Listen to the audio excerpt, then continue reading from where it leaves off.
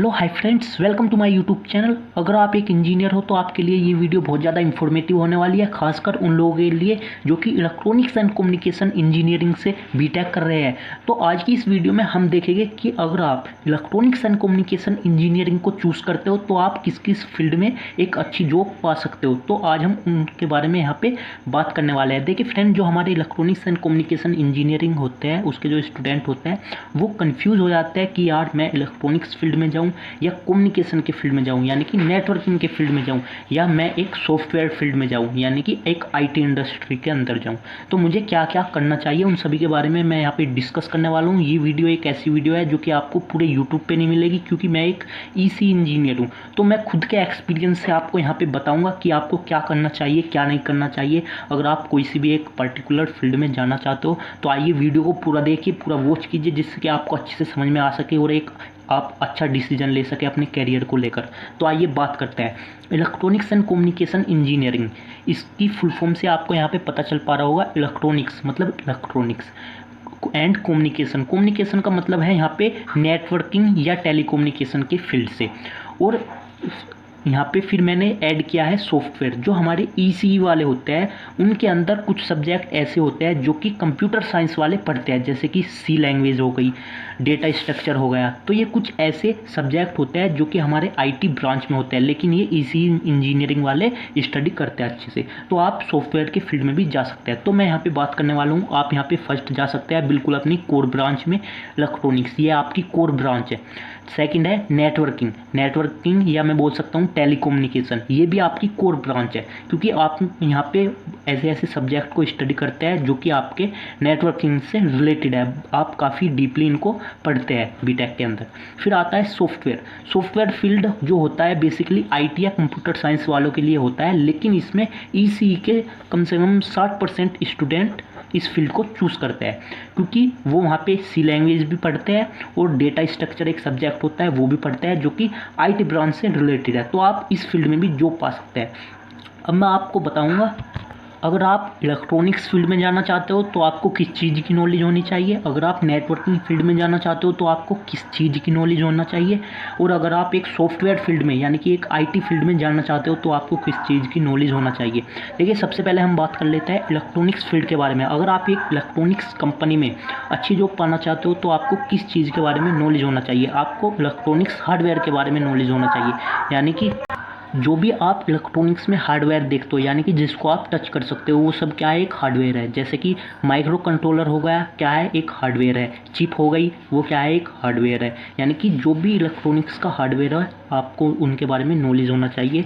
या मैं बोल सकता हूँ यहाँ पे इलेक्ट्रॉनिक्स कंपोनेंट के बारे में, जैसे कि रजिस्टर, ट्रांजिस्टर, मॉसफेट, डायोड, इन सब के बारे में आपको अच्छे से नॉलेज होनी चाहिए। एक तो बेसिक कंपोनेंट, जितने भी इलेक्ट्रॉनिक्स के अंदर कंपोनेंट्स आते हैं वो सब आप बीटेक में भी स्टडी करते हो अच्छे से, तो आपको उनकी नॉलेज होना चाहिए।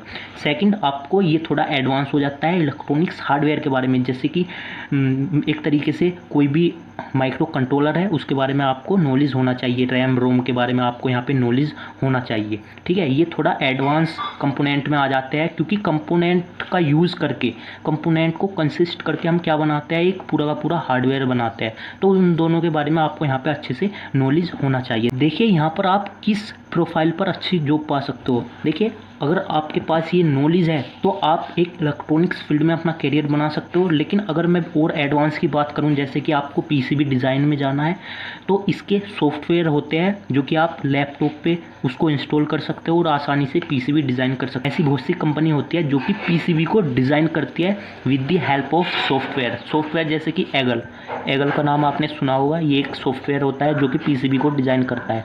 और भी अदर हमारे बहुत सारे सॉफ्टवेयर होते हैं जो कि पीसीबी को डिज़ाइन करते हैं। तो आपको इन सॉफ्टवेयर पर प्रैक्टिस करनी होगी अगर आप एक अच्छी जॉब पाना चाहते हो एज ए पीसीबी डिज़ाइनर। अब हम बात करते हैं आर्डिनो एक तरीके का एम्बेडेड सिस्टम होता है। इसके अंदर माइक्रो कंट्रोलर और भी हमारे इनपुट आउटपुट पोर्ट होते हैं। जो हमारा माइक्रो कंट्रोलर होता है उसके अंदर इनपुट पिन और आउटपुट पिन होती है। तो अगर आप आर्डिनो का यूज़ करके 5 या 10 प्रोजेक्ट बना लेते हो तो आपको वहाँ से बहुत ज़्यादा सीखने को मिलेगा कि एक्चुअली जो हमारा इलेक्ट्रॉनिक्स हार्डवेयर है वो कैसे वर्क करता है, माइक्रो कंट्रोलर है वो कैसे वर्क करता है। यानी कि आपको एक इलेक्ट्रॉनिक्स हार्डवेयर के बारे में अच्छे से पता चल जाएगा और आप कोई भी प्रोजेक्ट बनाओगे तो आपको वहाँ पे कहीं ना कहीं नॉलेज गेन होगी। अब हम बात करते हैं एम्बेडेड सिस्टम। एम्बेडेड इंजीनियर होता है जो कि एम्बेडेड सिस्टम उनको आना चाहिए। एम्बेडेड सिस्टम अगर आपको सीखना है तो आपको सी प्रोग्रामिंग लैंग्वेज आनी चाहिए।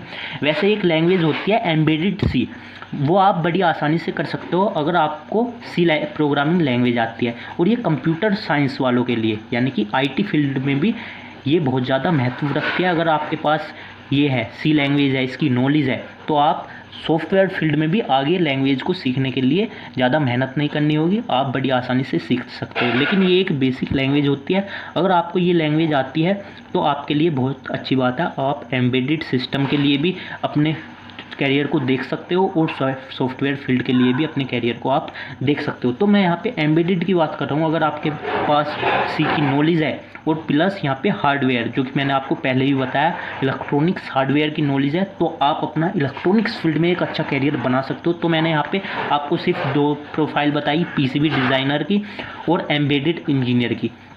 और आपको नॉलेज होनी चाहिए यहाँ पे आर्डिनो की, क्योंकि आर्डिनो से आपको बहुत कुछ सीखने को मिलेगा।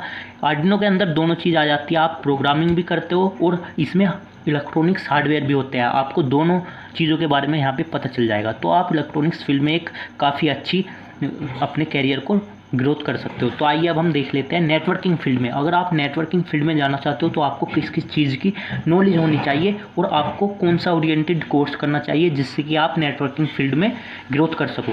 तो आइए सबसे पहले आपको नॉलेज होनी चाहिए नेटवर्किंग डिवाइस, जैसे जितनी भी हमारी इलेक्ट्रॉनिक्स बोल सकते हैं हम, क्योंकि वे भी एक इलेक्ट्रॉनिक्स डिवाइस ही होती है जिसको हम नेटवर्किंग डिवाइस बोलती है। जैसे कि हमारा राउटर होगा, राउटर क्या है, एक नेटवर्किंग डिवाइस है, लेकिन उसको हम इलेक्ट्रॉनिक्स डिवाइस भी बोल सकते हैं क्योंकि बिना इलेक्ट्रॉनिक्स के हम कुछ नहीं बना सकते, कोई भी डिवाइस नहीं बना सकते हैं। तो हमें नेटवर्किंग डिवाइस की नॉलेज होनी चाहिए, जैसे कि स्विच, राउटर, हब, रिपीटर, इन सब की आपको नॉलेज होनी चाहिए।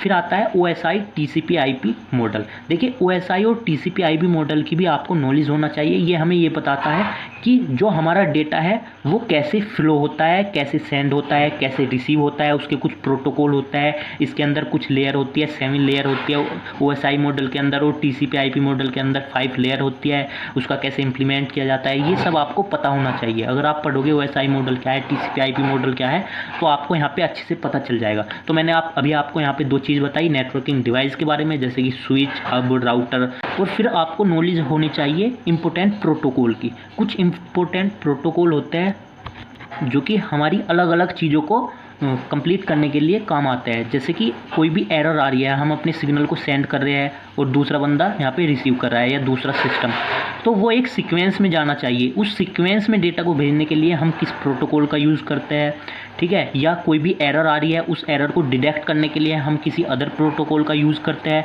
तो उन प्रोटोकॉल के बारे में आपको पता होना चाहिए कि नेटवर्किंग में प्रोटोकॉल क्या होता है, क्या महत्व है उनका, क्यों इंपॉर्टेंस है उनकी, इन सब के बारे में आपको पता होना चाहिए और किस तरीके से प्रोटोकॉल वर्क करता है।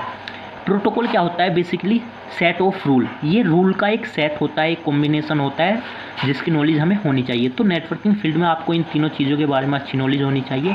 और अगर हम और एडवांस में थोड़ा बात करते हैं तो एक CCNA एक जॉब ओरिएंटेड कोर्स होता है जो कि सिस्को के द्वारा कंडक्ट कराया जाता है। अगर आप इसका कोर्स अच्छे से कर लेते हो तो आपको यहाँ पे नेटवर्किंग की फुल नॉलेज मिलती है।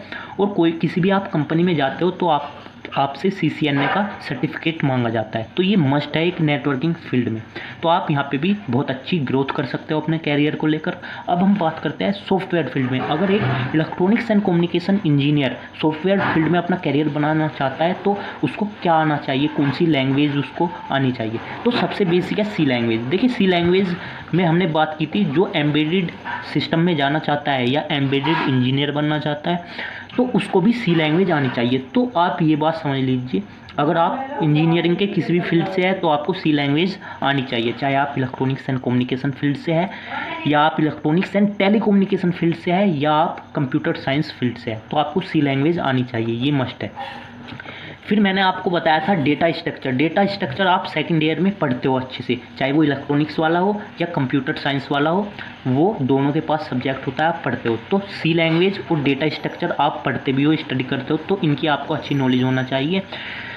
फिर आता है जावा और पाइथन। जावा और पाइथन लैंग्वेज में से आपको एक लैंग्वेज पर अच्छी कमांड होनी चाहिए, या तो आप जावा पर कमांड कर सकते हो या आप पाइथन पर। ये भी एक प्रोग्रामिंग लैंग्वेज होती है, तो आप इन पर भी कमांड कर सकते हो। और फिर प्लस सी लैंग्वेज या जावा या पाइथन में से किसी एक लैंग्वेज पर आपको एक अच्छी प्रैक्टिस होनी चाहिए।